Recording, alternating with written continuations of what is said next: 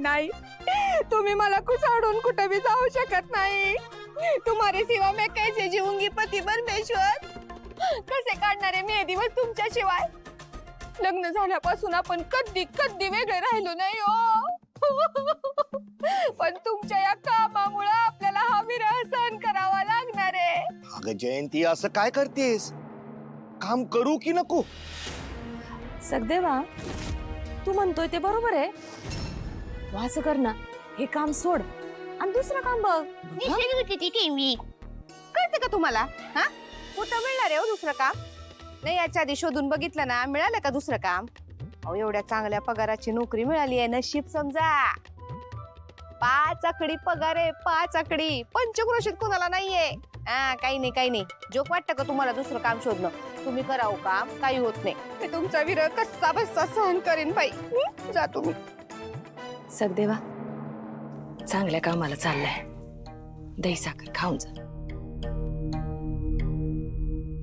सगदेवा, मनापासून काम करा, देवाचं काम समज.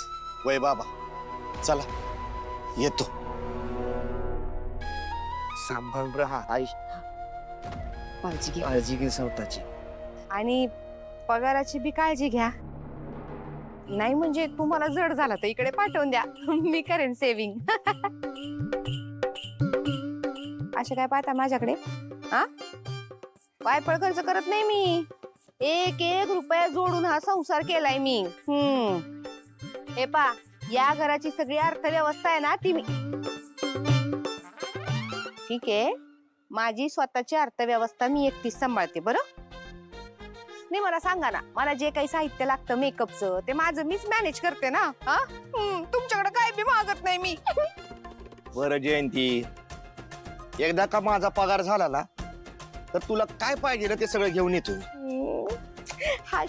#फेवरेट पती. ते ऑफिस कुठे आहे म्हणलात तुम्ही?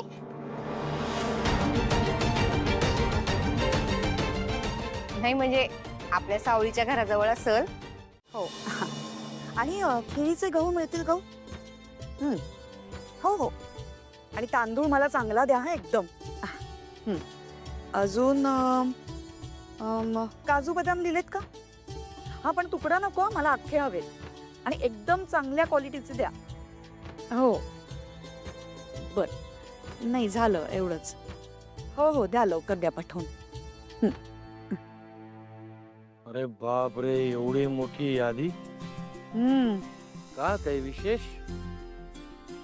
असं काय करताय? विसरलात का? त्या इन्स्पेक्टर देवाला जेवायला बोलवायचं होतं ना, ठरलं होतं ना आपलं. अरे हा, सॉरी, मी पूर्णच विसरलो, सॉरी. त्यात काय नवीन? तुम्हाला फक्त तुमच्या लेकीच्या गोष्टी लक्षात राहतात. अशाने एक दिवस मलाही विसराल. खरंय. हा? अगं गंमत केली. हा, पण हे मात्र इतकंच खरंय, बापाचा सगळ्यात जास्त जीव लेकीवरच असतो. हा, पण गाडीचं एक चाक घसरून देऊन कसं चालेल? आमची गाडी घसरणार नाही का? मी आहे ना, मी बरी तुमची गाडी घसरू देईन. पण काय हो, या गाडीत हा नवीन प्रवासी अचानक कुठून आला मध्येच? तुला खरं सांगू, हे मलाही खूप मोठं कोड आहे. हो ना? हा, म्हणजे बघ ना, म्हणजे देवाची करणी काय सांगता येते.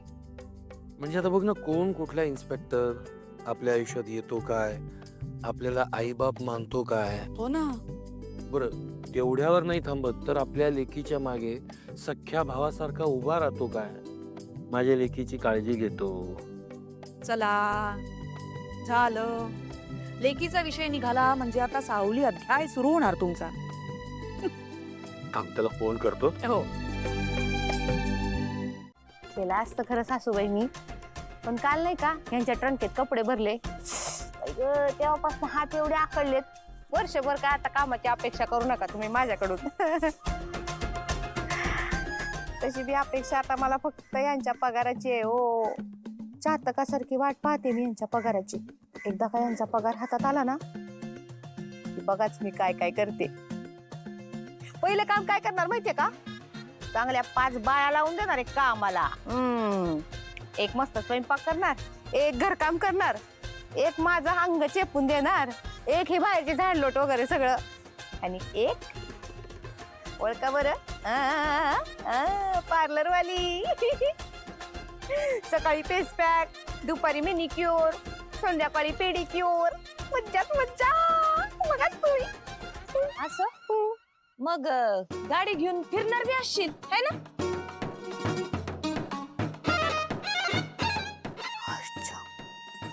खरं की हो, ही तर लक्षातच आलं नाही माझ्या.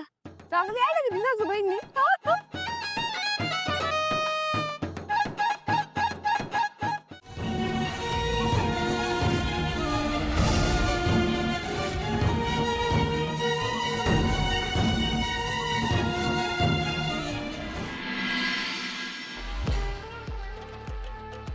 ए हॅलो,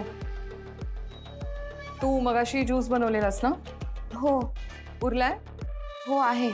बाहेर नवीन सर्वंट काम करतोय, 1 ग्लास ज्यूस त्याला नेऊन द्यायचं. ठीक आहे.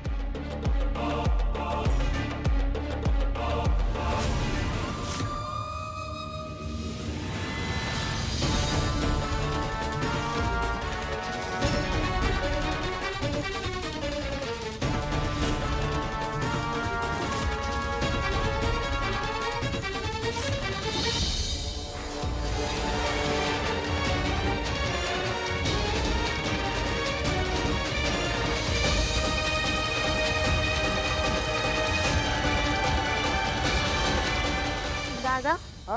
अहो हे घ्या, ज्यूस आणलंय. हा येतो ना.